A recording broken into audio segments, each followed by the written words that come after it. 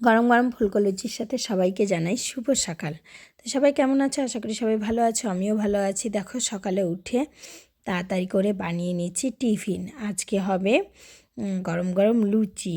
তো বানানো লুচি করব, আর এখানে করব টমেটো আর ধনেপাতার চাটনি। অনেক দিন থেকেই হচ্ছে না খাওয়া, তো আজকে ভাবলাম যে না, আজকে একটু বানাই, কেননা মাটন হবে। মাটনের সাথে এই চাটনিটা কিন্তু ভালোই লাগে খেতে। তো দেখো মাটনের জন্য আমি মশলা টশলা সব পেস্ট করে রেখেছি, আর চাটনির জন্য সব রেডি করে রেখেছি। টমেটো 3টে পুড়িয়ে নিয়েছি, আর হচ্ছে ধনেপাতা নিয়ে নিয়েছি। আর চাটনিটা আমি ওদিকে করে নিতে নিতে, পেঁয়াজ লঙ্কা ভেজে নিতে নিতে এদিকে মাংসটাও কিন্তু আমি ধুয়ে চাপিয়ে দিয়েছি। তারপরে মাংসটা আমি কিন্তু কুকারে সিটি দিয়ে দেবো। আর এখানে হচ্ছে জেরি কিন্তু মাটন খায় না, খাওয়াইও নি, যদি পেট খারাপ করে। ও আবার বেশি কিছু খেতে পারে না, তার জন্য চিকেন করেছি।